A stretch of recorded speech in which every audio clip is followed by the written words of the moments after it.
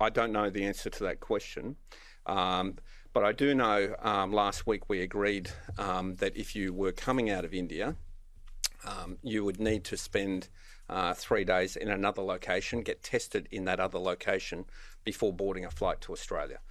Now, I don't know if that's occurring.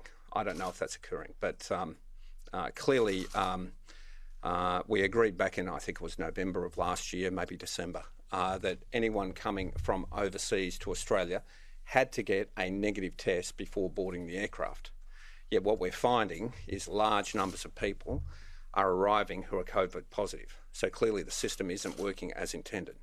And the way we agreed the other week to try and help with that system was to ensure that anyone who left the very highly infected places, like India, went to another location, for instance, Doha or Singapore or wherever it was, stayed 3 days there, got a test that confirmed that they were negative in that location before on flying to Australia. Now, I don't know if that's working, and I don't know if it's even been implemented.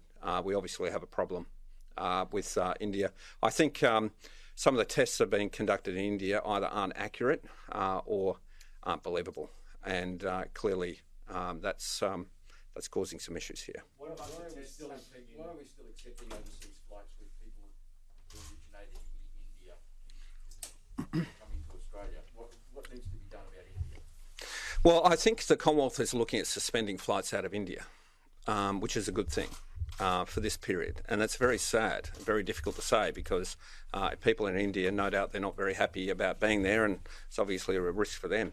But it's also a big risk to our hotel quarantine system, and you can see the consequences when there's a problem, because we just had the consequence over the course of the last 3 days.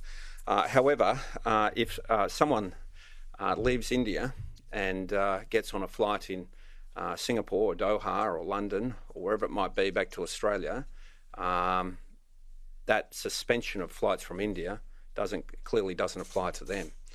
So that's why we need to ensure that the integrity of our testing regime, and that is people getting tested with verifiable and accurate tests in those other locations, is put in place. So is it the countries that are failing that, or is it the airlines that are required to? I'm sorry, Jacqueline? Is it the countries that are having to prove the tests and vaccines, or is it the airlines?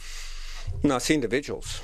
So the individuals have to get tested. They have to produce the certificate. So if there's inaccurate or tests that are a bit dodgy being produced, so people get on flights, well, that is clearly impinging the integrity of the system.